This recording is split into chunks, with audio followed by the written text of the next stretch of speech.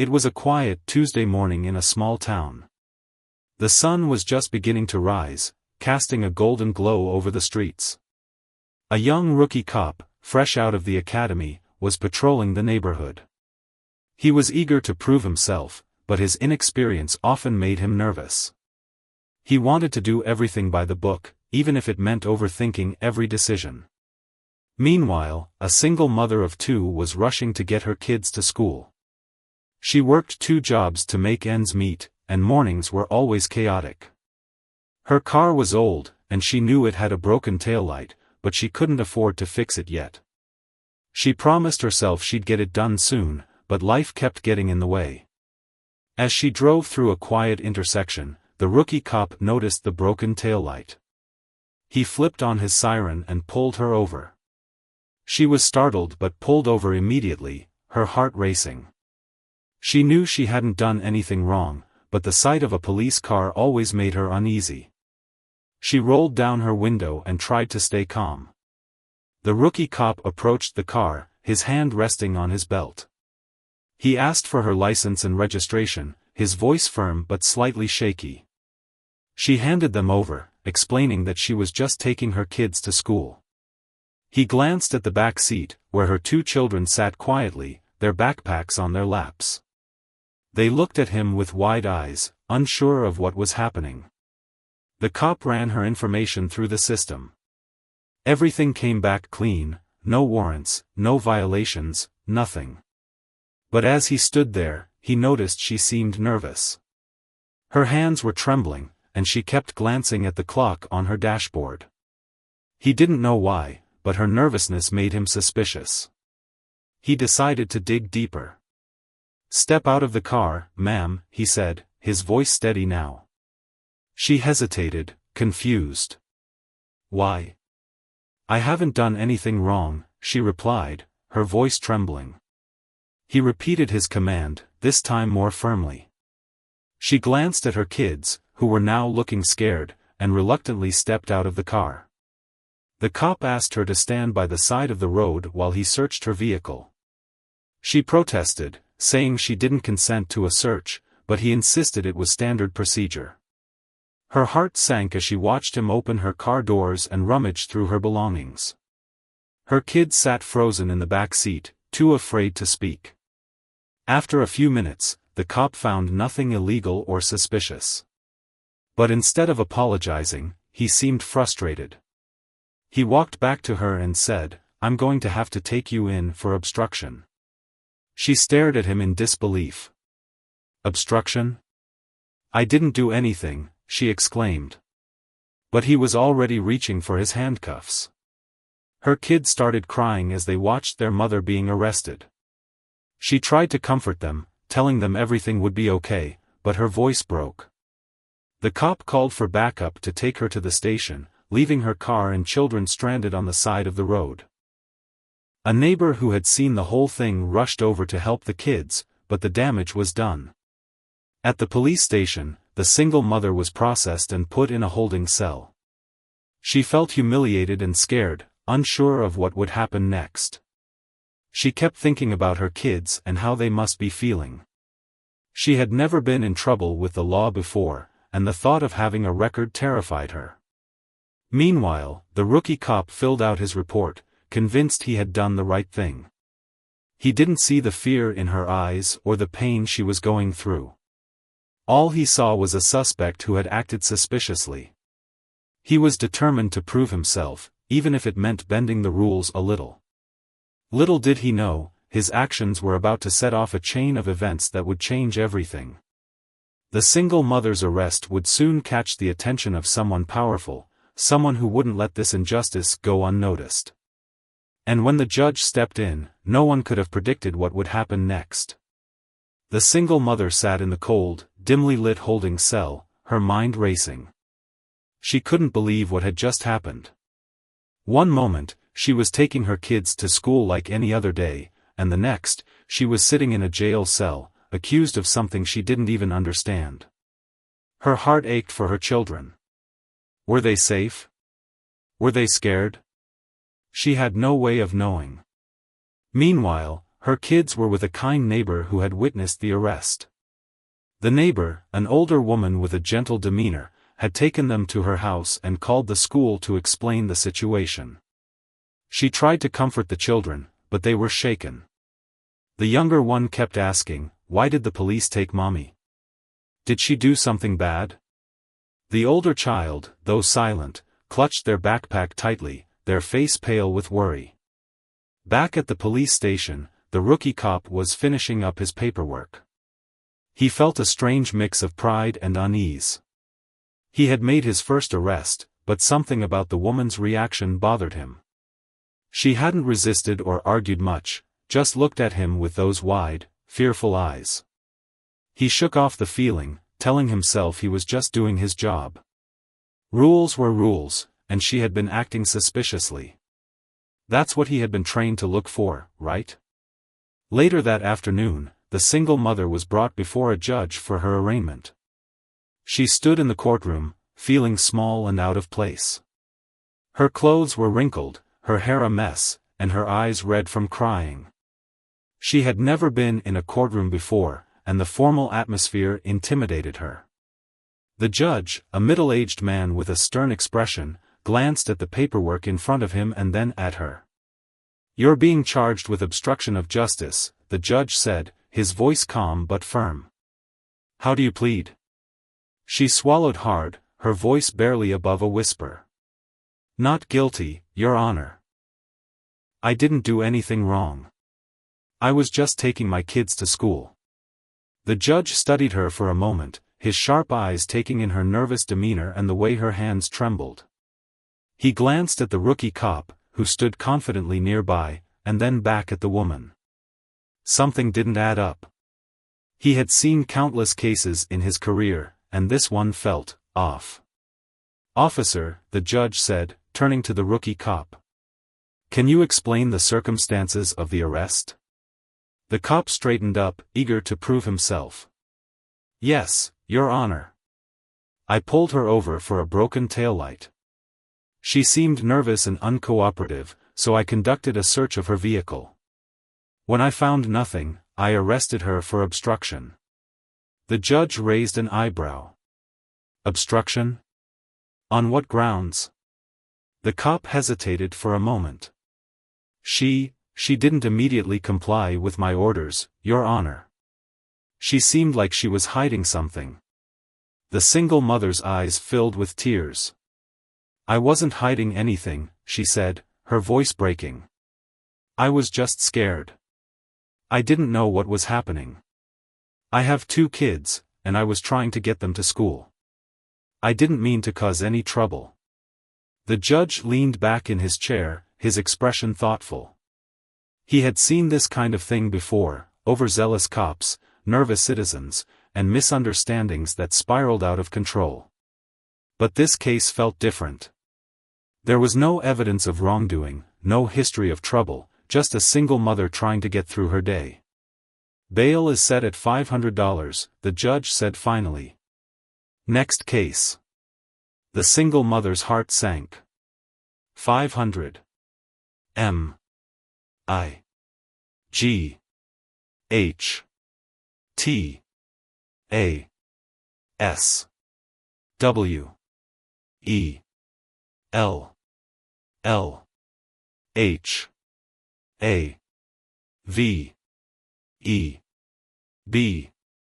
E. E. N.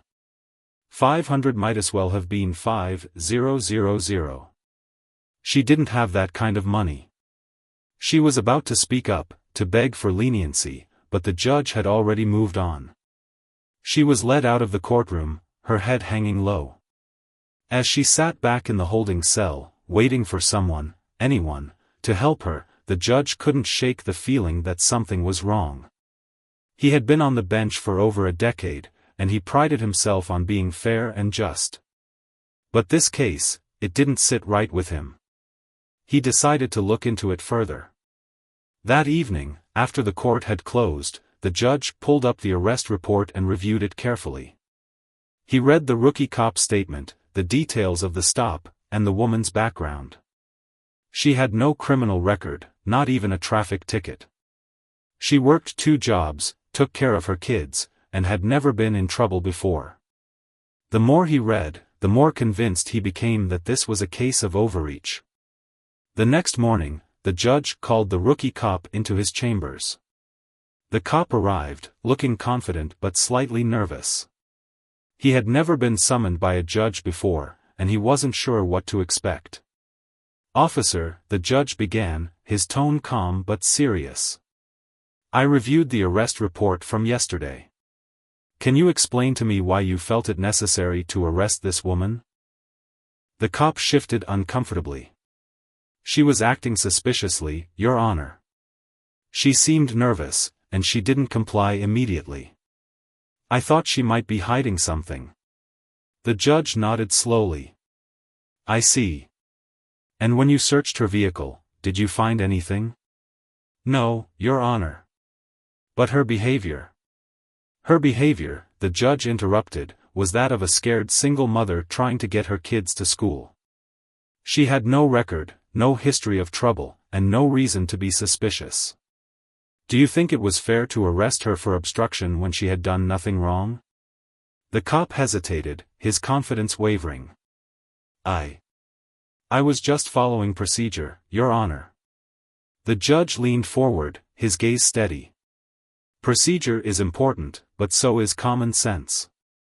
You have a responsibility to protect and serve, not to intimidate or overreact.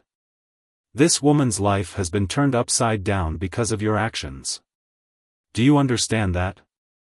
The cop looked down, his face red with embarrassment. "Yes, Your Honor." The judge sighed and leaned back in his chair. "I'm going to dismiss the charges against her. But I want you to think about what happened here. Being a police officer is about more than just following the rules.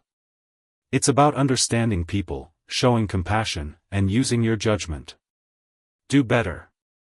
The cop nodded, his earlier confidence completely gone.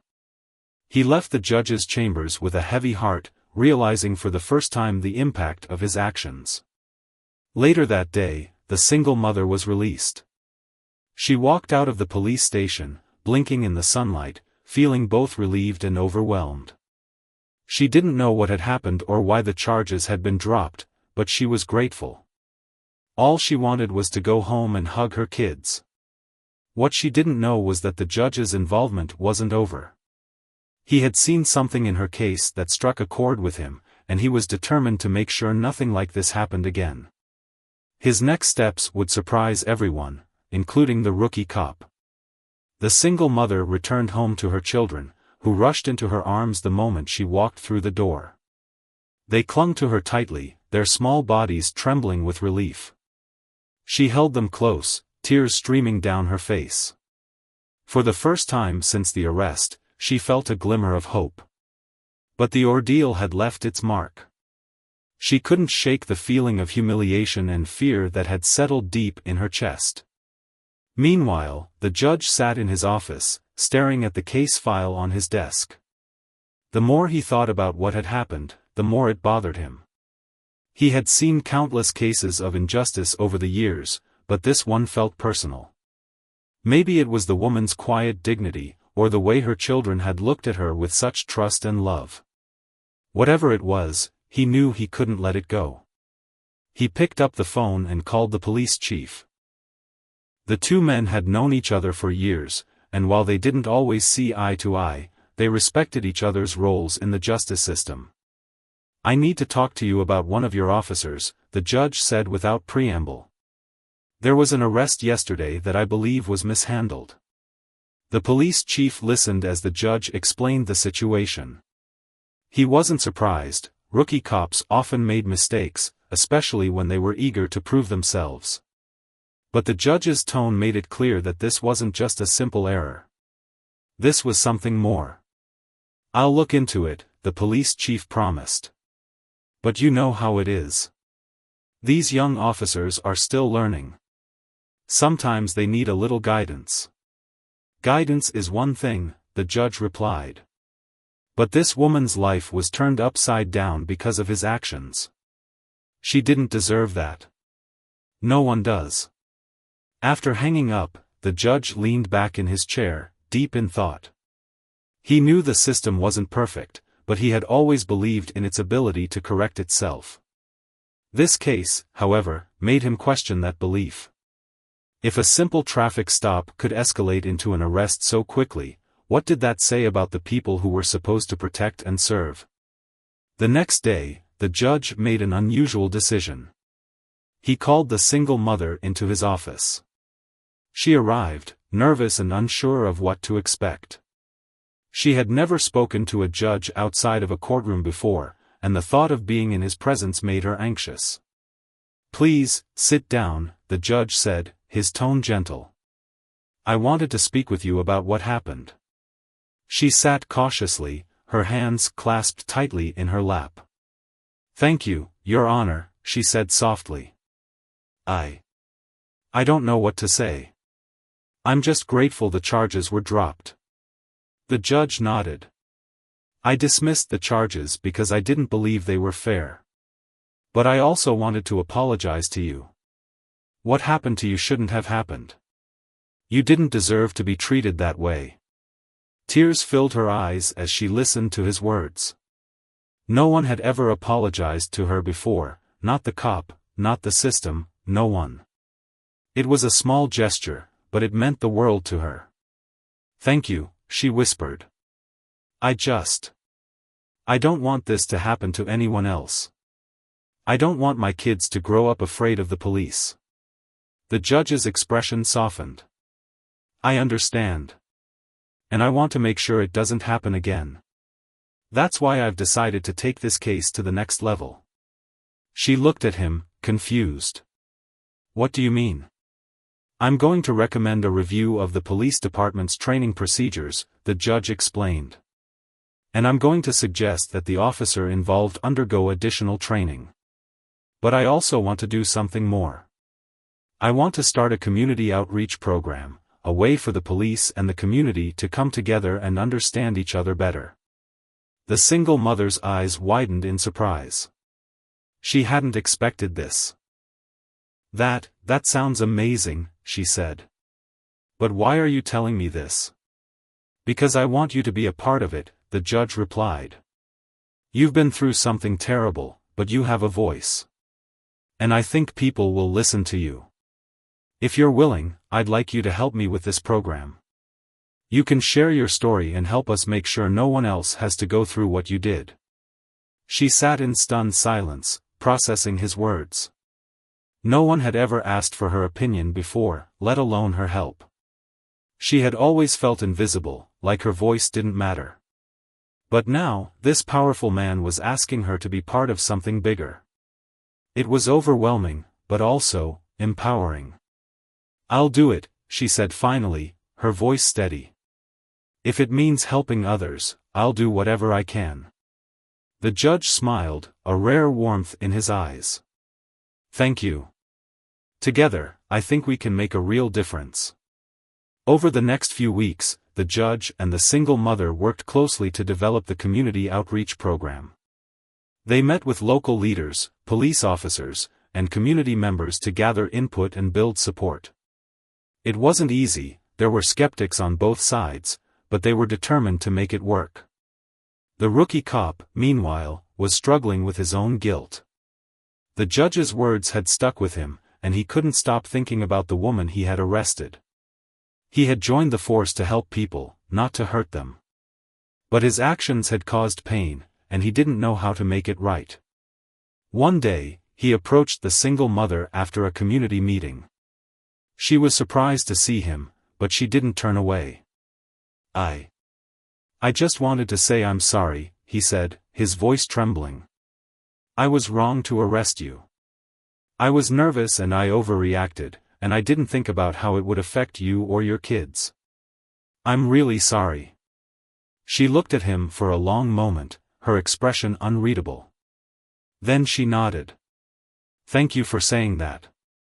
It means a lot." He hesitated, then added, "I want to do better. I want to be the kind of officer people can trust. If there's anything I can do to make it up to you, just let me know." She smiled faintly. You can start by being part of this program. Listen to people. Learn from them. And don't forget that we're all human. The cop nodded, a sense of relief washing over him. For the first time since the arrest, he felt like he was on the right path.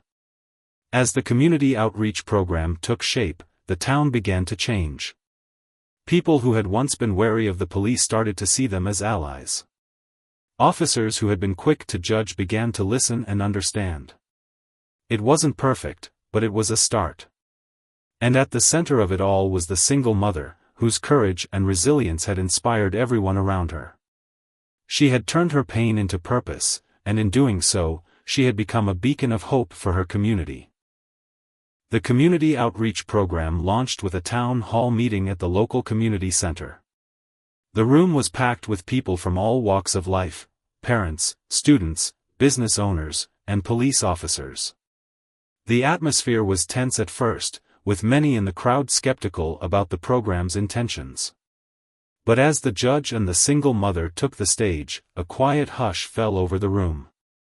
The judge spoke first, his voice calm and authoritative. "Thank you all for being here tonight. This program is about building trust and understanding between the police and the community.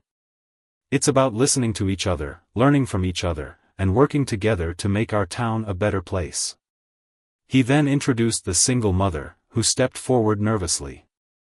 She had never spoken in front of such a large crowd before, but she reminded herself why she was doing this: for her kids, for her community, and for everyone who had ever felt voiceless. "My name isn't important," she began, her voice soft but steady. "What's important is my story. A few weeks ago, I was pulled over by a police officer for a broken taillight. I was scared, but I cooperated. I didn't do anything wrong, but I was arrested anyway.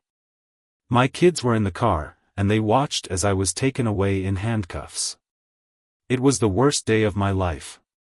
The room was silent as she spoke, her words hanging in the air. People leaned forward, listening intently. She continued, her voice growing stronger. "But what happened next changed everything. A judge saw the injustice in my case and decided to do something about it. He didn't just dismiss the charges, he reached out to me and asked me to help create this program. He believed my voice mattered, and that's why I'm standing here tonight." She paused, looking out at the crowd. "I'm not here to blame anyone or point fingers. I'm here because I don't want what happened to me to happen to anyone else. I want my kids to grow up in a world where they don't have to be afraid of the police. I want all of us to feel safe and respected. And I believe we can make that happen, if we work together." Her words resonated deeply with the audience. People nodded, some wiping away tears. Even the police officers in the room looked moved. When she finished speaking, the room erupted into applause. It was a powerful moment, one that set the tone for the rest of the evening. Over the next few hours, people shared their stories, their fears, and their hopes. A young man talked about being stopped by the police simply because of the color of his skin. A mother expressed her worry about her teenage son walking home at night. A police officer admitted that he sometimes felt misunderstood and unfairly judged. The conversations were raw and emotional, but they were also honest and necessary. The rookie cop, who had been sitting quietly in the back, finally stood up. He hesitated for a moment, then walked to the front of the room. All eyes turned to him, and the room grew quiet. "I'm the officer who arrested her," he said, his voice trembling. "I made a mistake, a big one. I was so focused on doing everything by the book that I forgot about the people behind the rules. I forgot that my job is to protect and serve, not to intimidate or overreact. I'm sorry for what I did, and I'm committed to doing better." The single mother looked at him, her expression softening. She nodded, accepting his apology. The crowd watched in silence, the tension in the room slowly easing. It was a small but significant moment, a step toward healing and understanding. As the weeks went by, the program began to make a real impact. The police department implemented new training focused on empathy and de-escalation. Officers participated in community events, from neighborhood cookouts to youth mentorship programs. The single mother became a key figure in the initiative, sharing her story at schools, churches, and town meetings. Her courage and determination inspired others to speak up and get involved. The rookie cop, too, found a new sense of purpose. He volunteered to lead a workshop on community policing, where he shared his own experiences and lessons learned. He started to see his job differently, not just as enforcing the law, but as building relationships and earning trust. One day, he approached the single mother after a community event. "I just wanted to thank you," he said. "You didn't have to forgive me or give me a second chance, but you did. And it's changed everything for me." She smiled. "We all make mistakes. What matters is what we do after. You're doing better, and that's what counts." The town began to change, slowly but surely. People who had once been wary of the police started to see them as allies. Officers who had been quick to judge began to listen and understand. It wasn't perfect, there were still challenges and disagreements, but it was a start. The judge watched all of this with a sense of pride. He had taken a risk by getting involved, but it had paid off. The program was making a difference, and he knew it was just the beginning. One evening, as the sun set over the town, the judge and the single mother stood outside the community center, looking out at the bustling streets. "We've come a long way," she said, her voice filled with hope. "We have," the judge agreed.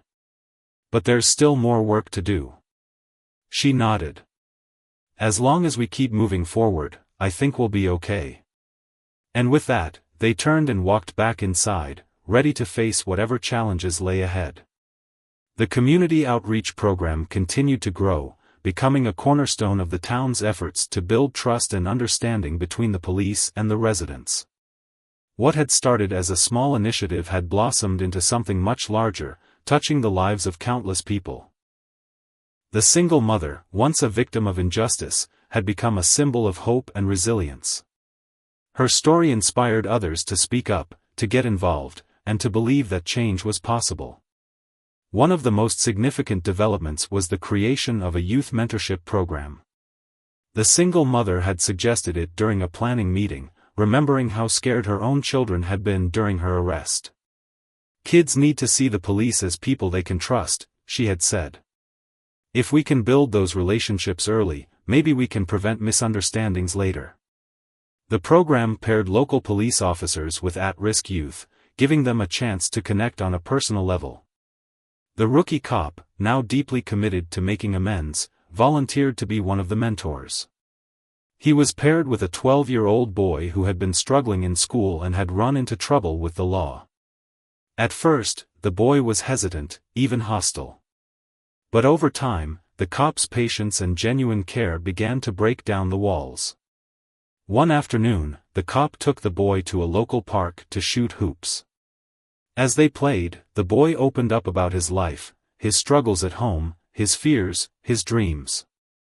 The cop listened, really listened, and shared some of his own experiences. By the end of the day, the boy was smiling, something his teachers said they hadn't seen in a long time. "You're not so bad," the boy said as they walked back to the car. The cop laughed. "You're not so bad yourself." Meanwhile, the single mother continued to share her story, traveling to neighboring towns and even speaking at regional conferences. Her message was simple but powerful: change starts with understanding. She urged people to see each other as human beings, not stereotypes or statistics. Her words resonated with audiences, and she began to receive invitations from across the state. Despite her growing fame, she remained grounded, always putting her children first. They were her motivation, her reason for everything she did. One evening, as she tucked her youngest into bed, he looked up at her with wide eyes. "Mommy, are you a hero?" he asked. She smiled, brushing a strand of hair from his forehead. "No, sweetheart. I'm just someone who wants to make the world a little better for you." The judge, too, found himself in the spotlight. His decision to take a stand had earned him both praise and criticism, but he remained steadfast in his commitment to justice. He began to advocate for broader reforms, pushing for changes in police training and accountability at the state level. His efforts were met with resistance from some quarters, but he refused to back down. One day, he received a letter from the single mother. In it, she thanked him for believing in her and for giving her a chance to make a difference. "You didn't just change my life," she wrote. "You changed the lives of everyone in this town. Thank you for showing us that justice isn't just about punishment, it's about compassion, too." The judge read the letter several times, a rare smile crossing his face. He folded it carefully and placed it in his desk drawer, where he kept his most treasured mementos. As the months passed, the town continued to heal. The once divided community began to come together, united by a shared vision of a better future. The police department saw a significant drop in complaints and an increase in positive interactions with residents. The single mother's story became a case study in how to turn pain into purpose, and the rookie cop's transformation served as a reminder that people can change. One evening, the town held a celebration to mark the one-year anniversary of the outreach program. The community center was decorated with balloons and banners, and the air was filled with laughter and music. People of all ages and backgrounds mingled, sharing stories and enjoying each other's company. The single mother stood at the podium, looking out at the crowd. "A year ago, I never could have imagined standing here," she said. "I was scared, angry, and hopeless. But because of all of you, I found my voice. And together, we've shown that change is possible." The crowd erupted into applause, and she stepped down, her heart full. As she made her way through the crowd, people stopped her to shake her hand or give her a hug. She felt a deep sense of gratitude, not just for the support she had received, but for the opportunity to make a difference. The rookie cop approached her, a shy smile on his face. "You've done an amazing thing," he said. "I'm proud to know you." She smiled back. "We've all done amazing things. This is just the beginning." As the night wore on, the judge stood at the edge of the room, watching the festivities with a sense of satisfaction. He had seen the town at its worst, but now he was seeing it at its best. He knew there would still be challenges ahead, but he also knew that the community was stronger than ever. The single mother joined him, holding a cup of punch. "Thank you," she said simply. He nodded. "Thank you. You've inspired us all." They stood in silence for a moment, watching as the rookie cop played a game of tag with a group of kids. The sound of their laughter filled the air, a reminder of what they were fighting for. "Do you think we'll ever get it right?" she asked, her voice soft. The judge thought for a moment. "I don't know if we'll ever get it perfect. But as long as we keep trying, we'll keep getting better." She smiled, her eyes shining with hope. "That's good enough for me." And with that, they turned back to the celebration, ready to face whatever the future held, together. The success of the community outreach program didn't just stay within the town, it began to ripple outward, inspiring neighboring communities to take similar steps. News outlets picked up the story, and the single mother, the judge, and even the rookie cop found themselves in the spotlight. But this time, it wasn't for scandal or controversy. It was for hope. One morning, the single mother received a call from a reporter at a major newspaper. They wanted to feature her story in a series about grassroots efforts to improve police-community relations. At first, she hesitated.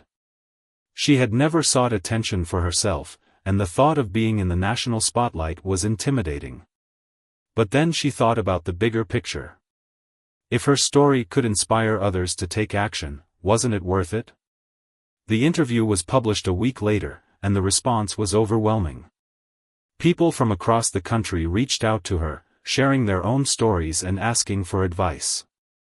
She spent hours responding to emails and messages, her heart swelling with pride and gratitude.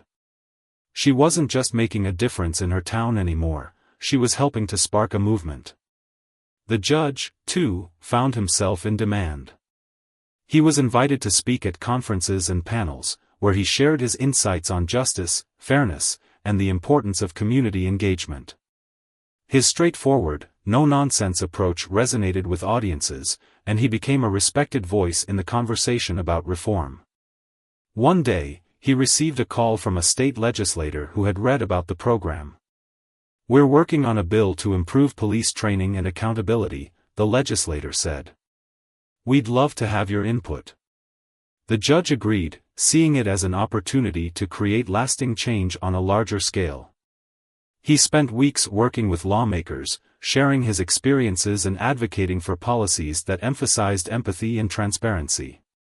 It was exhausting work, but he knew it was worth it. Meanwhile, the rookie cop continued to grow in his role as a mentor and community leader. His relationship with the 12-year-old boy he had been paired with deepened, and he began to see the impact of his efforts. The boy's grades improved, and he started to open up about his dreams for the future. One day, he told the cop, "I want to be like you when I grow up. I want to help people." The cop was stunned. He had never thought of himself as a role model, but hearing those words filled him with a sense of purpose he had never known. "You can be even better than me," he told the boy. "Just remember to always listen, to always care, and to never stop trying." As the program expanded, the town became a model for other communities. Police departments from across the state sent representatives to observe and learn, and the single mother often found herself giving tours and leading discussions. She never imagined she would be in this position, but she embraced it with humility and grace. One evening, after a long day of meetings, she sat down with her children for dinner. They had been her rock throughout this journey, and she made sure to always put them first. As they ate, her oldest looked at her and said, "Mom, I'm really proud of you." Tears filled her eyes. "Thank you, sweetheart. That means the world to me." Her youngest chimed in, "Are you famous now?" She laughed. "Not famous, just trying to do the right thing." The kids smiled, and for a moment, everything felt perfect. But not everyone was happy with the changes. Some officers resisted the new training, feeling it was unnecessary or even insulting. "We're not social workers," one veteran cop grumbled during a workshop. "We're here to enforce the law." The rookie cop, who was leading the session, paused and looked at the man. "I used to think that way too," he said. "But then I realized that enforcing the law means nothing if people don't trust us. We can't do our jobs if the community sees us as the enemy." The room fell silent, and the veteran cop nodded slowly.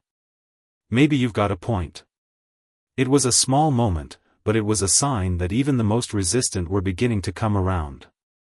As the program continued to grow, the single mother, the judge, and the rookie cop found themselves working together more closely than ever.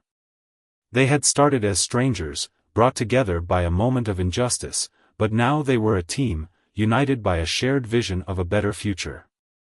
One day, as they sat in the judge's office planning the next phase of the program, the single mother looked at the two men and smiled. "You know, I never would have guessed this is where we'd end up." The judge chuckled. "Life has a funny way of surprising us." The rookie cop nodded. "I'm just glad I got a second chance.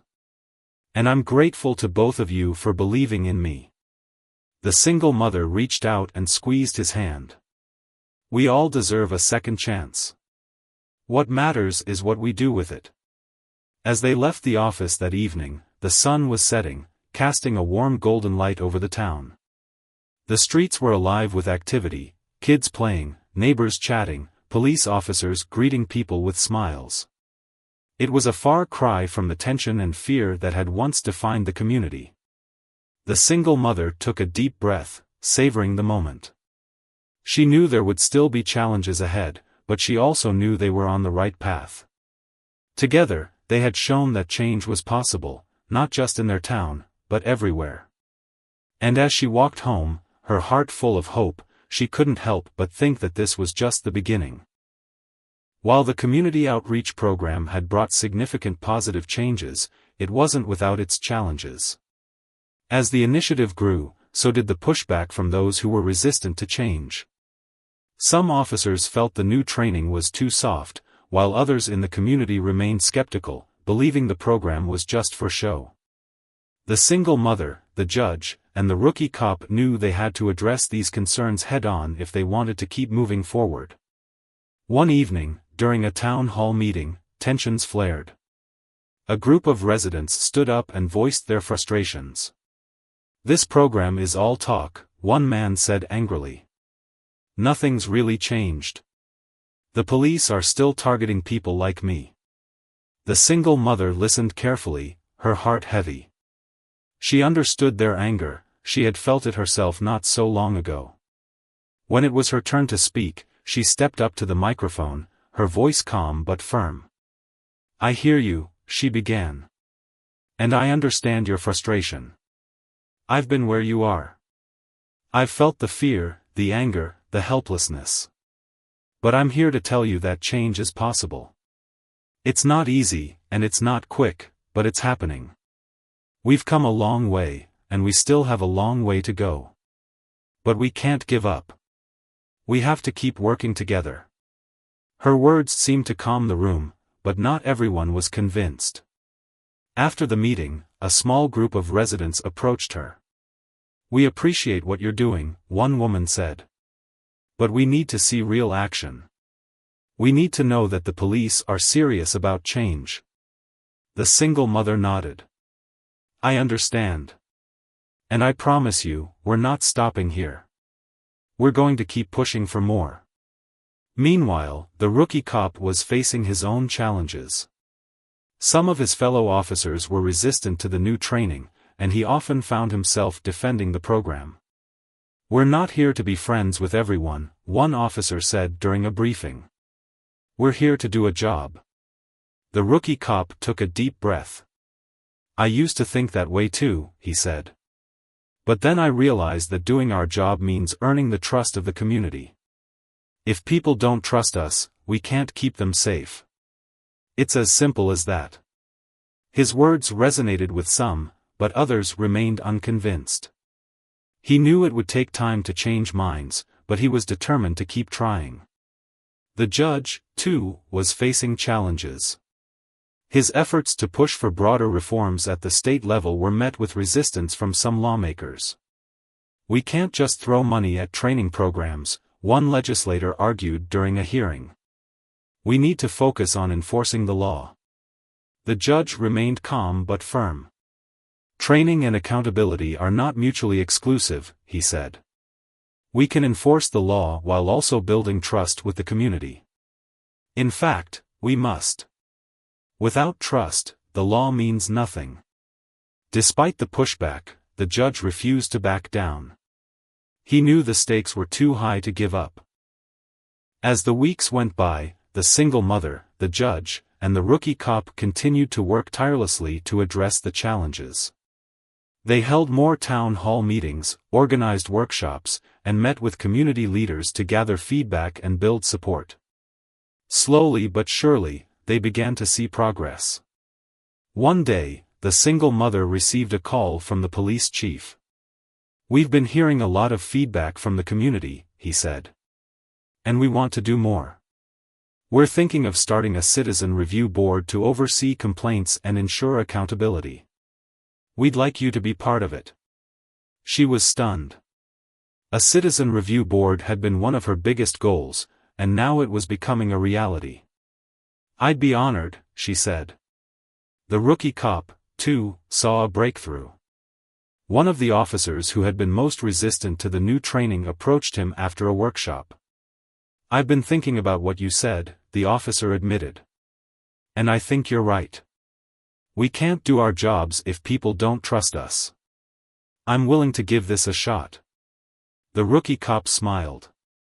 "That's all we can ask for. Thank you." Even the judge saw a glimmer of hope. After months of lobbying, the state legislature finally passed a bill to improve police training and accountability. It wasn't everything he had hoped for, but it was a start. "This is just the beginning," he told the single mother during a phone call. "We've got a long road ahead, but we're moving in the right direction." As the program continued to evolve, the town began to see real, tangible changes. Complaints against the police dropped significantly, and positive interactions between officers and residents increased. The Citizen Review Board became a trusted resource, and the youth mentorship program continued to thrive. One evening, the single mother stood outside the community center, watching as a group of kids played basketball with a few police officers. The sound of their laughter filled the air, and she felt a deep sense of pride. They had come so far, but she knew there was still more work to do. The rookie cop joined her, a smile on his face. "It's amazing, isn't it?" he said. "To see how far we've come." She nodded. "It is. But we can't stop here. We have to keep pushing, keep growing." He looked at her, his expression serious. "I know. And I'm with you every step of the way." As the sun set over the town, casting a warm golden light over the streets, the single mother felt a sense of hope she hadn't felt in a long time. They had faced challenges, and they would face more, but they were stronger together. And as long as they kept working, kept believing, she knew they could create a better future, for her children, for the town, and for everyone. The town had come a long way since the single mother's arrest and the launch of the community outreach program. What had started as a small initiative to bridge the gap between the police and the community had grown into a movement that inspired not just the town, but surrounding areas as well. The single mother, the judge, and the rookie cop had become symbols of hope, proving that even in the face of adversity, change was possible. 1 year after the program's launch, the town held a celebration to mark its anniversary. The community center was packed with people, residents, police officers, local leaders, and even visitors from neighboring towns. The atmosphere was festive, with music, food, and laughter filling the air. But beneath the celebration was a deeper sense of pride and accomplishment. They had worked hard to get here, and it showed. The single mother stood at the podium, looking out at the crowd. She had come a long way from the scared, humiliated woman who had been arrested that fateful morning. Now, she was a confident, respected leader, someone people looked up to and admired.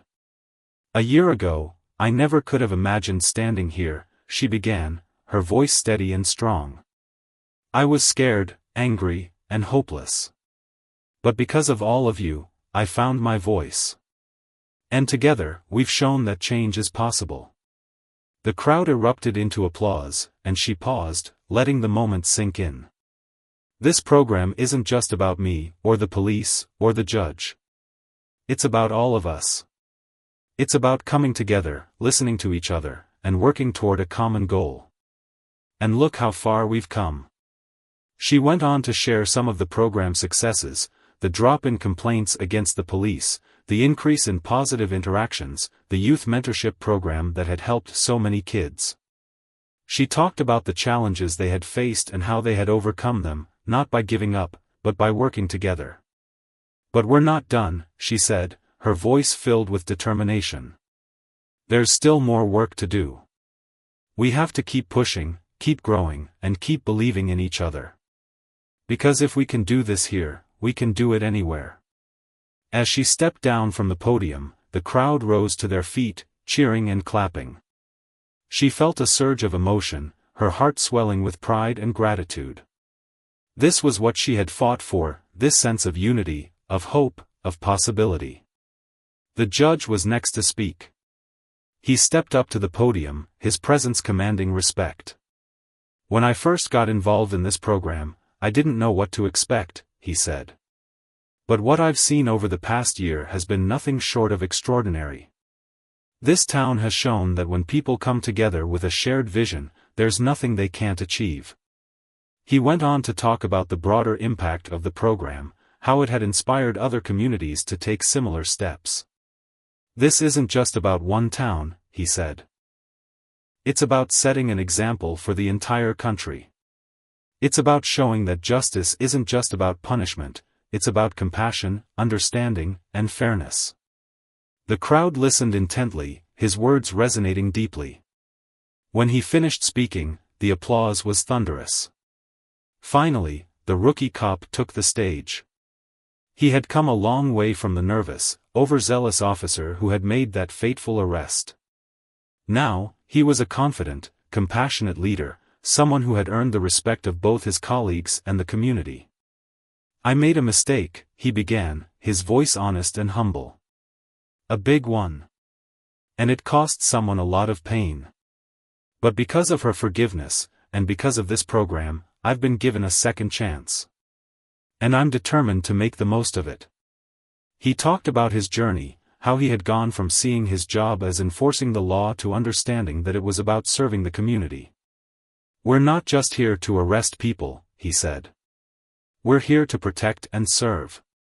And that means earning your trust, every single day." The crowd cheered, and he smiled, feeling a sense of fulfillment he had never known before. "This program has changed my life," he said. "And I know it's changed yours too. Let's keep this going. Let's keep making a difference." As the celebration continued, the single mother, the judge, and the rookie cop stood together, watching as people mingled and laughed. It was a far cry from the tension and fear that had once defined the town. Now, there was a sense of unity, of hope, of possibility. "We've come a long way," the single mother said, her voice filled with pride. "We have," the judge agreed. "But this is just the beginning."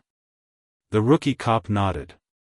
"As long as we keep working together, there's nothing we can't achieve."